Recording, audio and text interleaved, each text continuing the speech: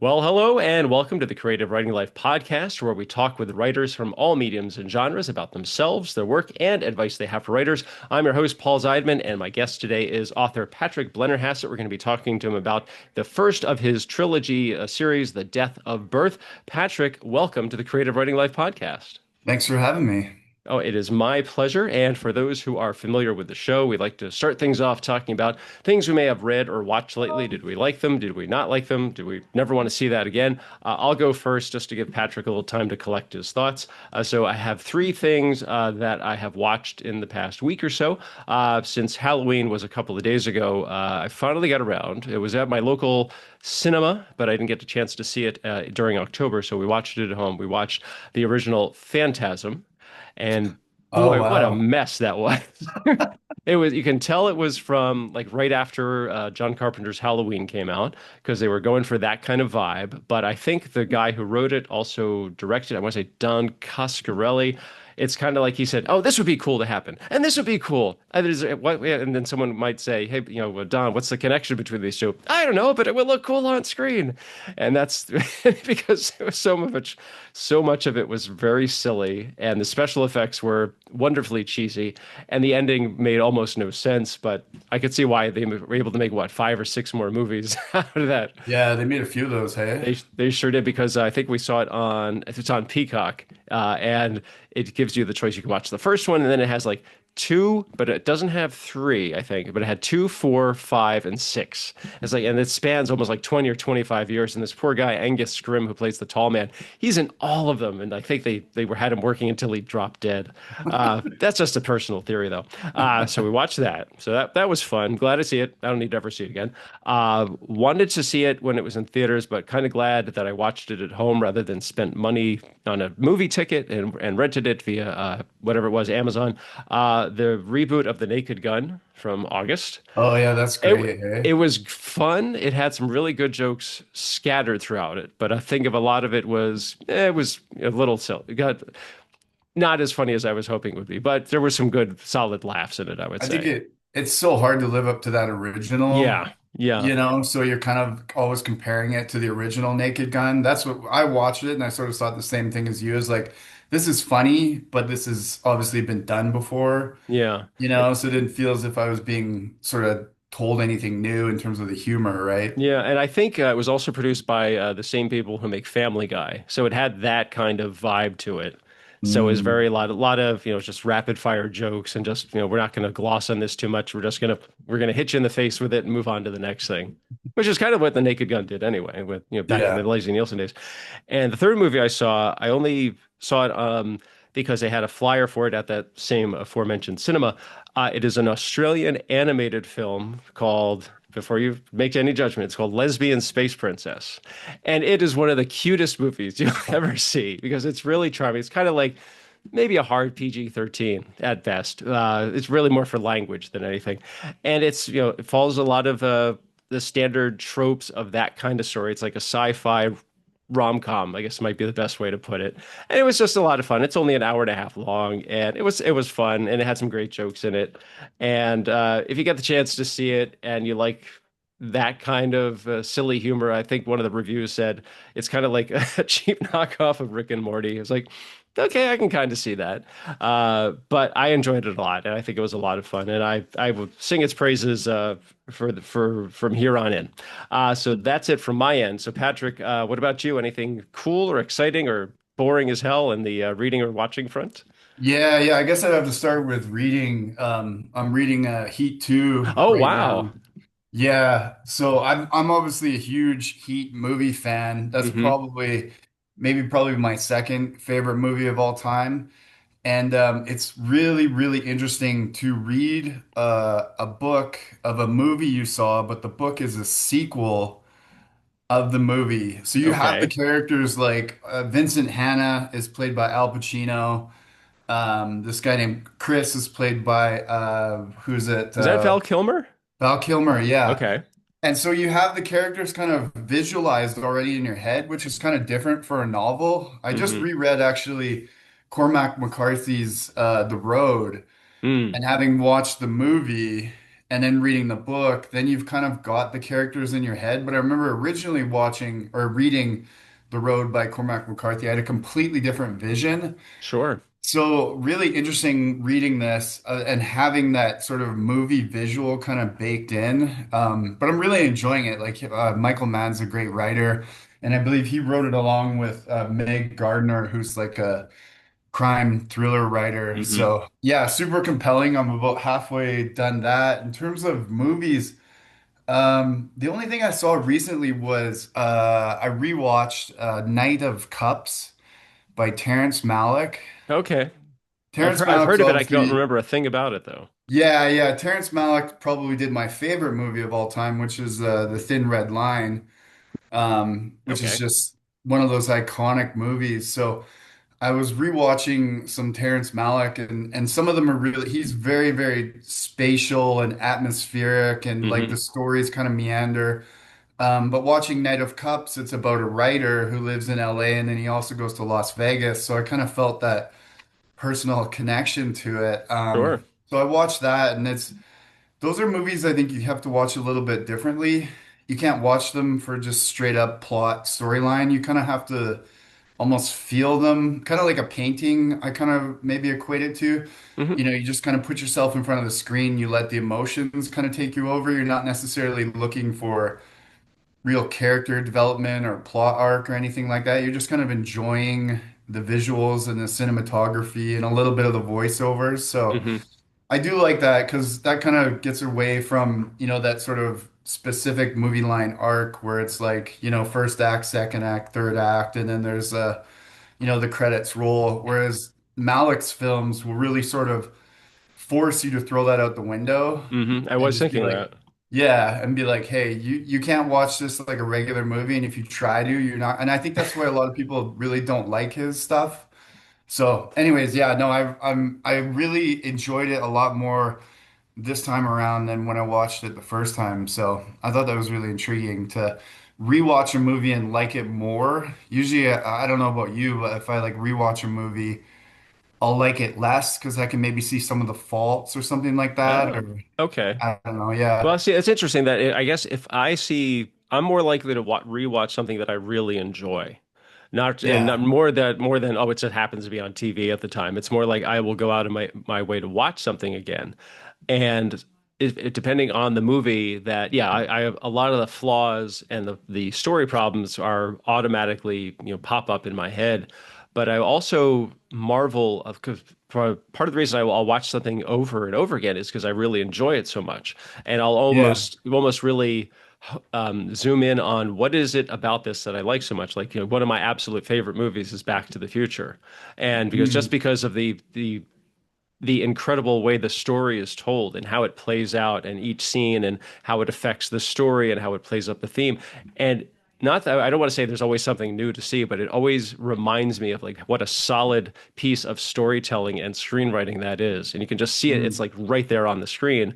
Because I always tell aspiring writers, write something you would want to watch, but also try to watch a movie, especially a movie you enjoy. Watch it from the writer's perspective. Like Yeah. how are they setting up the world? How are they creating all of these things that can pay off later, setups and payoffs?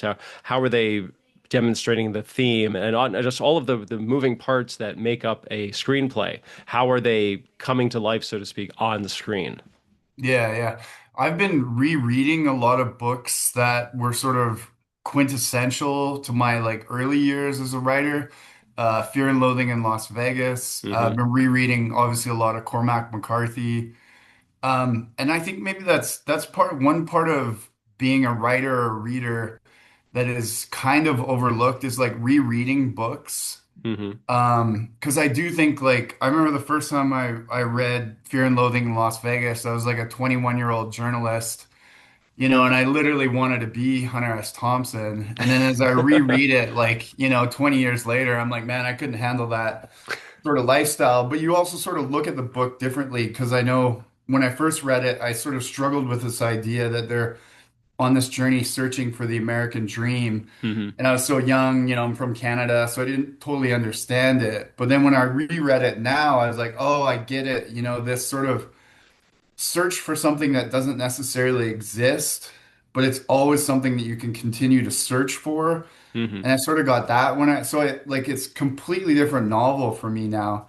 Hmm. And I don't know if other writers or readers do that, but I've been rereading other stuff like rereading the Satanic Verses by Salman Rushdie, and that's a completely different book now than when I read it back, I Sure, think it was sure. like 15, 20 years ago. Obviously, what's happened with Salman and all that adds another layer of context to it, and the politics and the Middle East and all that stuff. So yeah, I would recommend to people to, if you had a book that you really liked like a long time ago, try rereading it and see if it like pulls something new out of you. Because it's definitely done that with me. Cormac McCarthy as well. Rereading Blood Meridian, Mm. which is just a brutal Ye- book. Yeah, But I I've think I've I've I've wanted to read it, but I'm not a big fan of especially like violence and like intense violence like that. So I'm almost like afraid to take a look at it for fear like I just can't go on with this.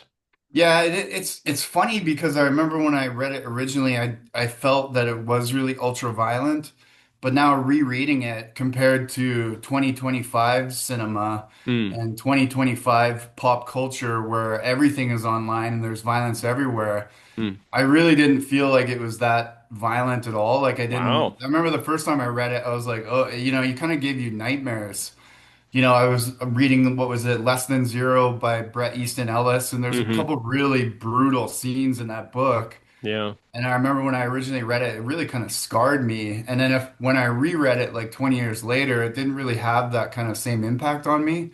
So I don't know if that's a mirror to society. We're becoming more violent. Yeah. But yeah, Because you saying that also reminded me, like, because I remember when I was in college, the professor handed out snippets from American Psycho, the novel, yeah, and I was like, wow, this stuff is like really dark. And it's like just really, violent and gory. I mean, then I saw the movie, which it kind of like everything happens off screen, but it's also implied, which so it's more effective in your imagination.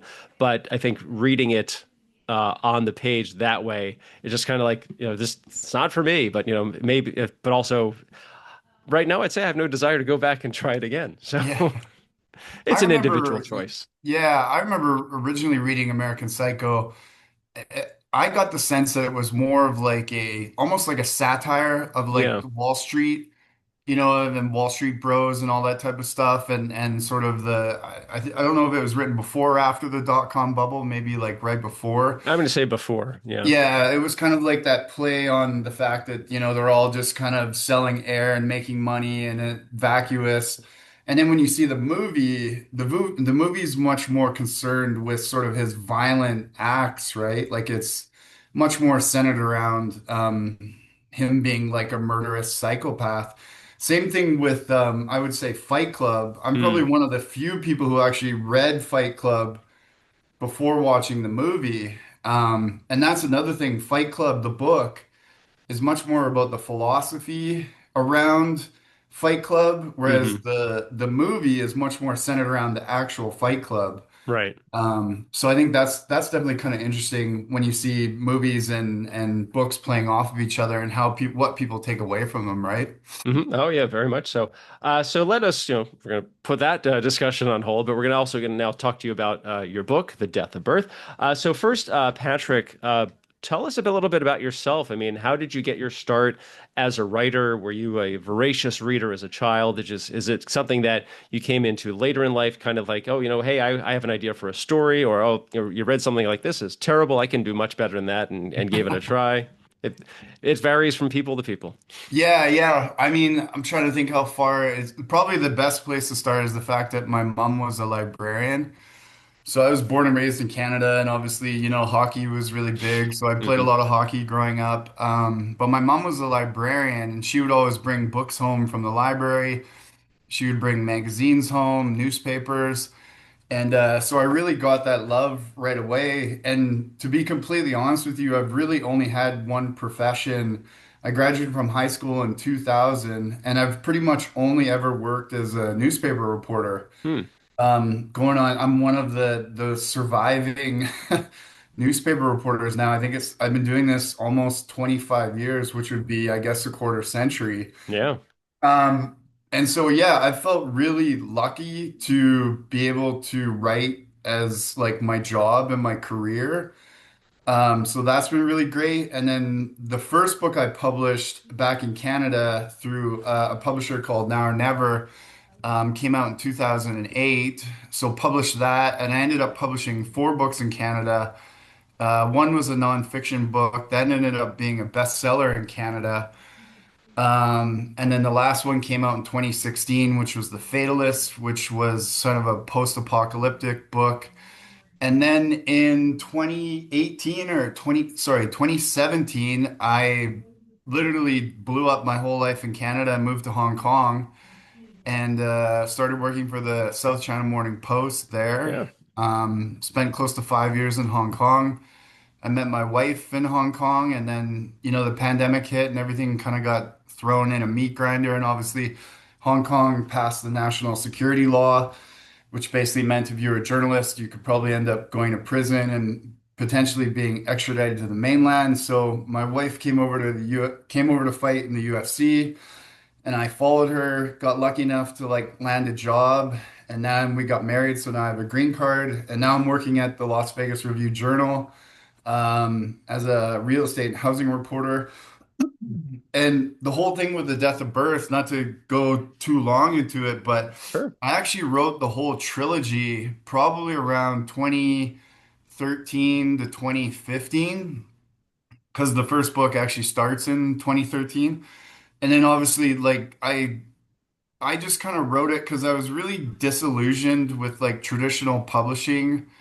I had some books in Canada that did really well. Like I said, one was a bestseller, and I didn't make any money like Mhm. whatsoever. And I was like, there's something broken about this industry.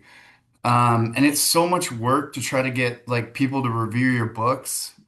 Like you send a book to, the Vancouver Sun. It's just like the biggest newspaper in Vancouver, and then you spend like 4 weeks like harassing the book editor to do a book review, and then they do a book review and it's like 200 words, and you're like, oh my God, that was so much work. Sure. Yeah, so I really was burnt out. So the Death of Birth trilogy was kind of just like me writing for fun, Hmm. like really trying to get back to the idea of like, that's what I really enjoy writing. It's kind of what keeps me sane. And then obviously my life kind of got thrown in a blender and I moved to Hong Kong. So I completely shelved it. And I literally almost forgot about it. And when I got to Vegas a couple of years ago, I kind of dusted it off. I somehow still had it in my Gmail. And I thought, I really don't want to go through trying to find an agent again Hmm. and trying to find a publisher. And I have a couple friends, or one friend in Canada. I think he has been on your show, Sever Bronny. I think Hmm. that might have been the connection, or maybe some other podcast. But he publishes fiction through Amazon, and he's pretty much a millionaire now.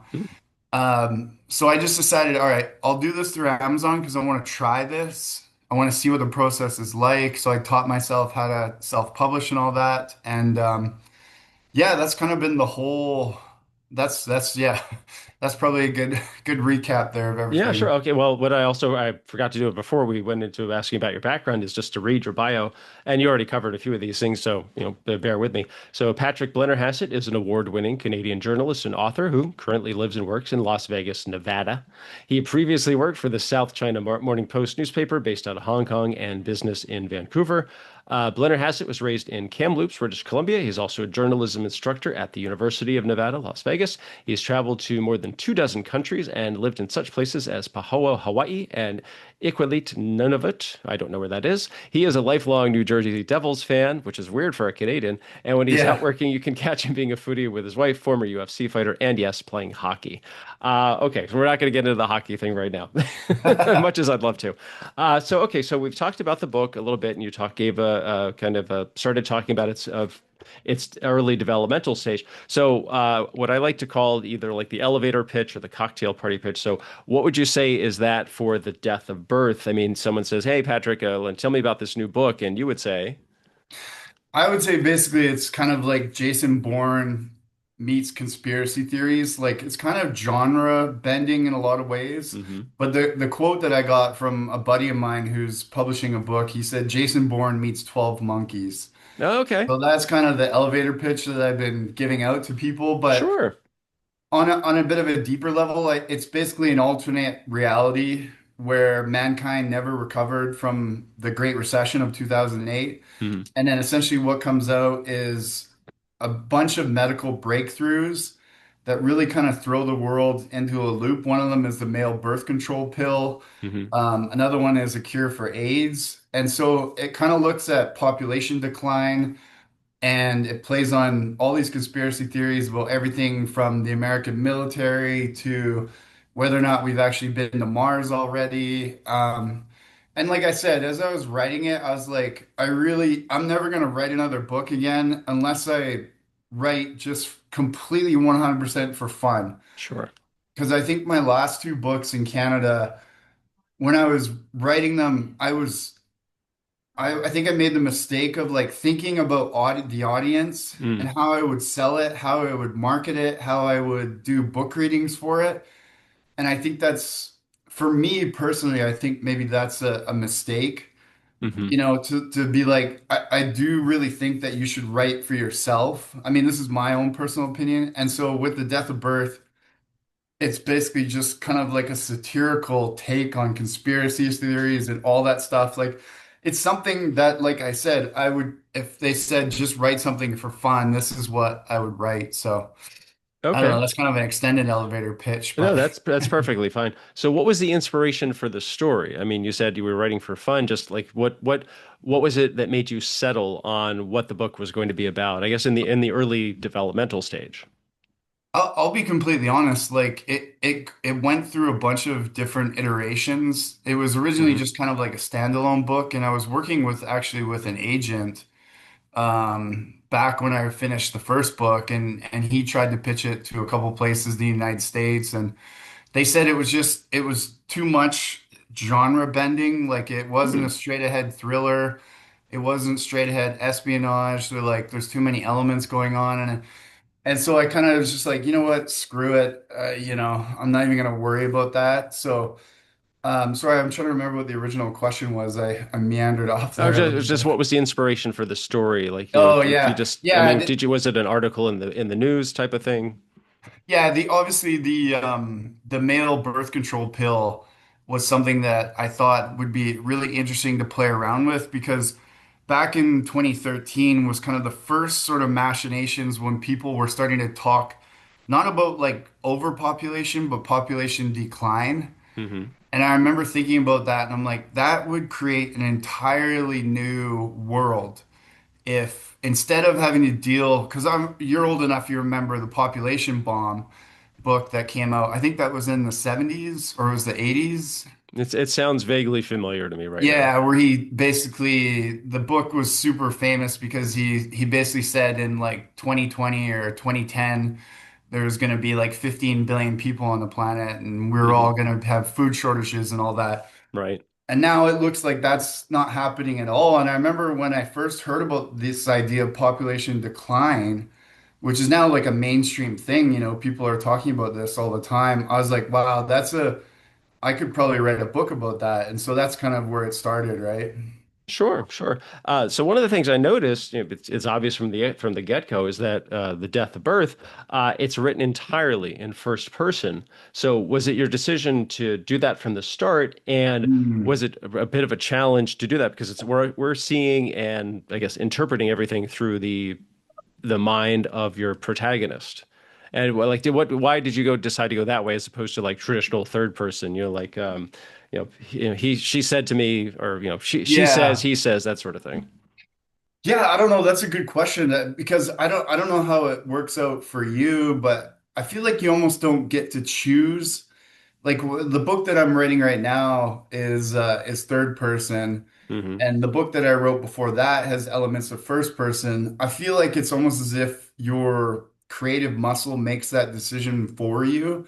And obviously, with the death of birth, the main character is a former hockey player turned journalist.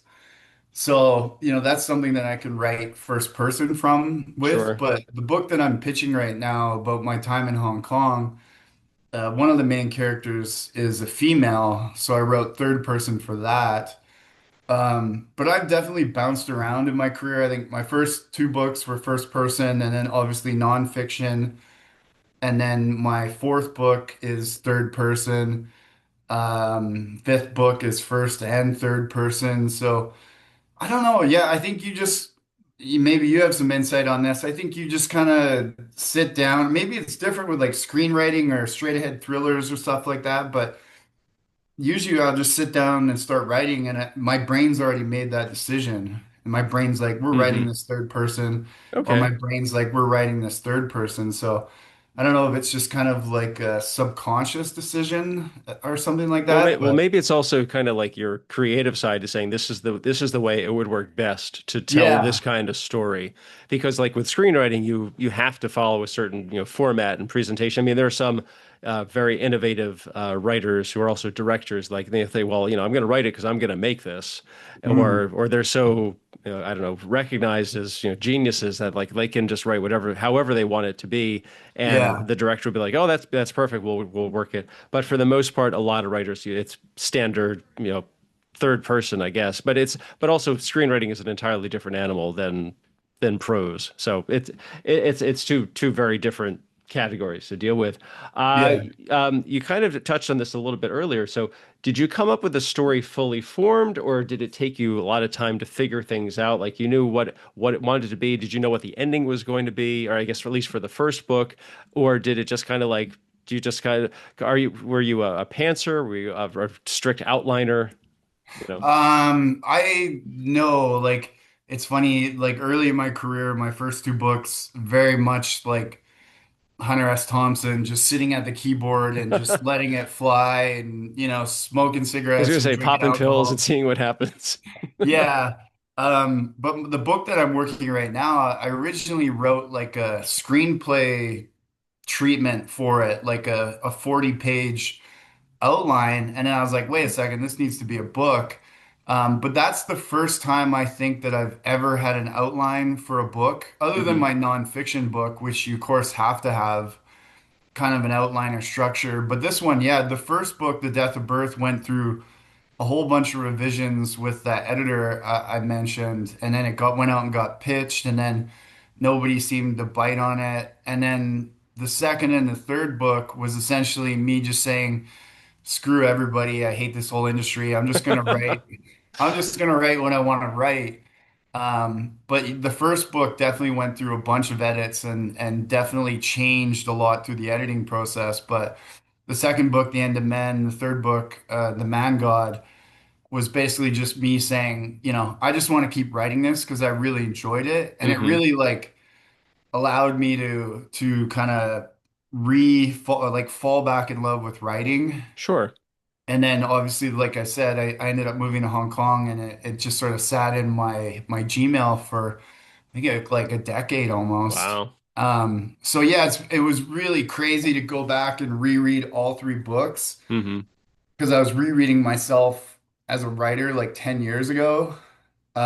So it definitely gave me a lot of chances to like update and fix some errors and stuff like that. But it was really like a blast from the past because I was very, very disillusioned back then with the whole writing process. Not Mm. writing, but like publishing. The after the writing part. Yeah, and I'm sure you're the same way. Like, if you're writing a screenplay or if you're writing the first draft of a book, that is the funnest, coolest, Mm. most amazing part of it, right? And I would love to get to the point in my career where I can literally just do that, but you end up spending like 90% of your time like pitching it and like Hmm. trying to find an agent and marketing it and all this type of stuff. So, yeah, the death of birth for me was really just kind of like I said, just re-falling back in love with that whole writing process. And Hmm. the fact that I was able to put it on Amazon, and I think I've sold like almost 300 copies now, Wow. without a publisher, without any marketing budget or anything like that. So I'm quite happy with it. It's just something that I wanted to put out there and put out to the world. And if somebody gets something from it, that's great. And if they don't, then, you know. Okay. No, that's great. You kind of mentioned this a little bit earlier that your protagonist, Eric Sampson, I thought he was so unique because he's so different, not that you're drawing too much on real life, a former hockey player turned journalist. So, how did you develop him as a character? And also, I mean, how much of yourself, apart from the obvious things, are part of his character? But were there also things that you wanted to include as part of his personality, but also things you wanted to make sure you did not include? Like, did you not want to just lean too heavily into like the hockey player cliche type of thing? Yeah, yeah. I think the idea came from like if you're gonna write like somewhat of a straightforward like thriller or espionage type book, the main character has to have like an investigative side to him. Like he needs to be, and obviously the stock response to that is like make him a police officer. Yeah. You know, because then he gets the physical training, the hand-to-hand combat. He knows how to fire a gun, but he's also got the investigative side. So part of me was like, is there a way that we could do this, create this kind of character without having that typical like CIA officer, former Marine? Former or former Navy SEAL. Yeah. And I was like, I played hockey growing up and you learn how to fight, you learn Hmm. how to, defend yourself, you learn how to handle yourself in like a bar brawl and all that type of stuff. And I did some boxing training as well. And then obviously being an investigative journalist, you learn that investigative side. So that was just kind of the idea. It was like, can I do something different, maybe a little different here, where instead of, Eric Sampson being a former Navy SEAL that gets dragged into this crazy conspiracy theory, Hmm. so he has all the requisite, physical and mental traits. Can I build a character different that would still possibly have those traits that makes it believable when, he gets into a fight with somebody, or a couple people, that type of thing. So that was kind of the genesis for it, really. Perfect. Okay. No, I'm just writing, Yeah. just taking some notes. No, yeah. One of the other things I thought was really well done in the whole story was that a big part is the slow release of information and details that are vital to the plot. You don't just kind of like lay it all out at the beginning. So, what was your process for organizing these and setting them up over the course of the story? I mean, you probably had like a list of like here are things that need to be explained, but did you have to map it out like okay in this chapter I want to explain this and that would enable me to take it a step further or introduce this other detail in the next chapter. I mean what was the Patrick Blennerhassett way of putting all the important details in? Yeah, I think I had sort of a general idea of the ending and obviously like a really loose idea of like what the reveals should be. But to be completely honest with you, when I was writing this, I was just doing it, Hmm. and I was like I said, I was trying to fall back in love with writing. So I would write and then I'd be like, okay, maybe this will work at the end, and then I would add in a little Easter egg or like a little reveal. But then when I found that when I was doing that, like it changes the story as you go along. Like if you don't have like a typical thriller outline where all the chapters are sort of plotted out, but I do think it ended up working. It obviously took a few revisions to get it, Hmm. but I most definitely didn't do it in a traditional sense where it's like I had all the little reveals mapped out. I was more so just writing it and being like, oh, this sounds like a good time to maybe reveal this secret. So I would write it, and then that would end up changing the trajectory a little bit of the actual book. So it really, for me, was more a process in just sort of writing for the love of it Hmm. and trying to keep the story somewhat coherent. Sure. Um, That raises a great point because I wanted to ask, were there ever times like you're writing the story and things are progressing and you realize, this isn't working or some kind of detailed something's not clicking, it's not going the way I wanted to. Did you ever have to like take a step back or backtrack a little bit, trying to like figure out, okay, where did I take a wrong turn? Where did things suddenly not go the way I wanted them to? And did that have a major impact on the rest of the story, or at least on your process for writing the whole thing? yeah, yeah. I mean, 100%. Like I said, when you're kind of writing freehand like that, trying to have a concrete storyline and plot, and you don't necessarily have it fleshed out. I think I spent more time on the first book than I did on the second and third, probably like 10 times more. Like Hmm. once I sat down to write the second and third book, it was like a sprint to the finish, right? Hmm. So yeah, there was definitely an element of there was definitely a few times where I was like, oh wow, I've gone too far off the rails.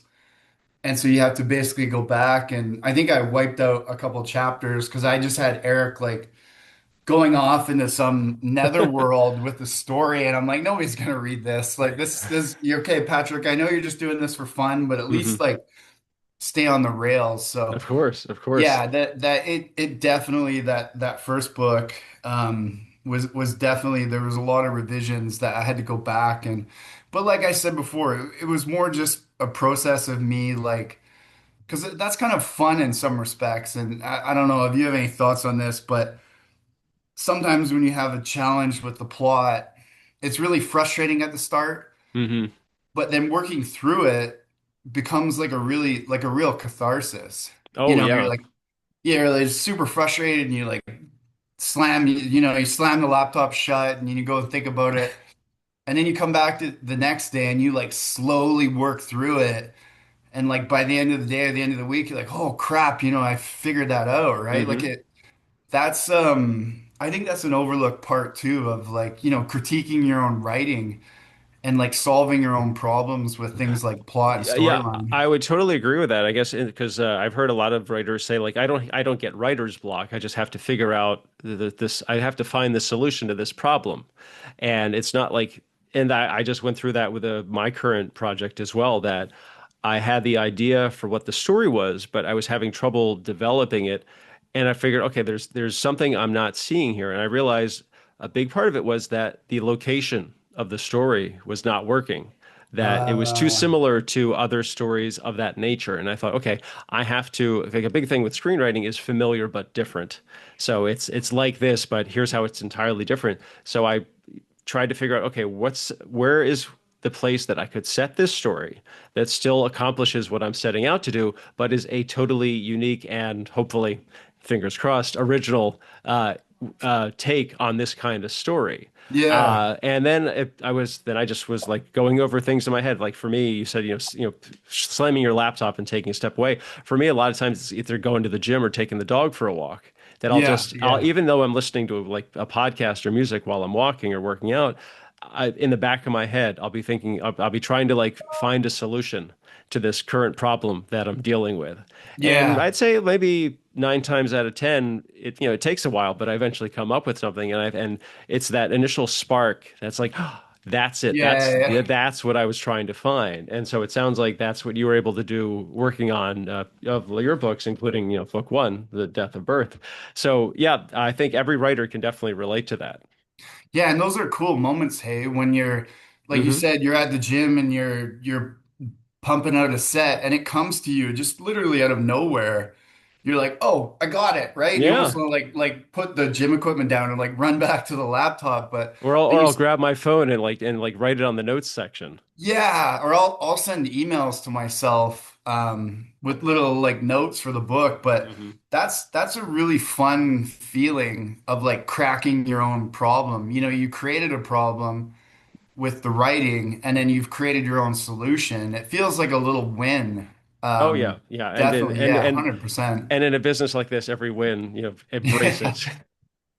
One of the things I also wanted to ask you, I got just a few more questions. So, since the death of birth, like science is like a huge part of the story. So, especially in this one, like biology and genetics are so entwined in the whole plot and the story, and a lot of the characters as well. So, Mhm. like, how much research did you have to do? And did you have to double check? Like, did you go consult with any experts about this sort of thing? Did you kind of like, hey, can I get your thoughts on if this could happen, or what would the ramifications be if this sort of thing happened?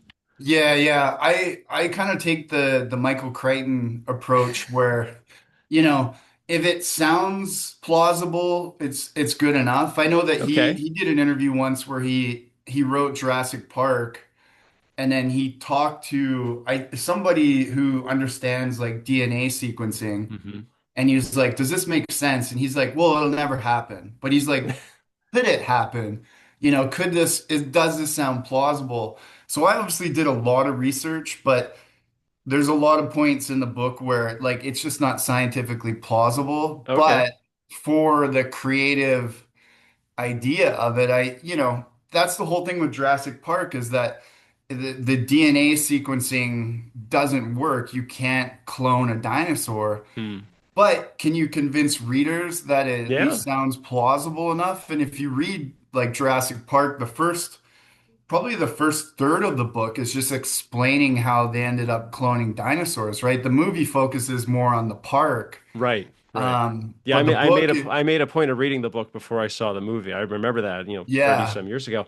And just thinking like, well, it's Michael Crichton. He knows what he's talking about. So like I'm sure there's probably some validity to this. Whether yeah, or not it's 100% accurate, but I'm not reading it for scientific accuracy. I'm reading it for I want to be entertained. I want to see dinosaurs run amok. How did they get the yeah. dinosaurs? That's the important part. Exactly, yeah. So that was definitely the idea that I have is, like you said, how do you get the dinosaurs? And can you convince the reader that, okay, I'll buy this, right? Hmm. Because, when you read Jurassic Park, by the end of the first third, you're like, oh, I totally buy the fact that they were able to clone dinosaurs and this eccentric billionaire put them all on an island. Like, Hmm. once the setup is sold, then like you said, you can really have fun with it.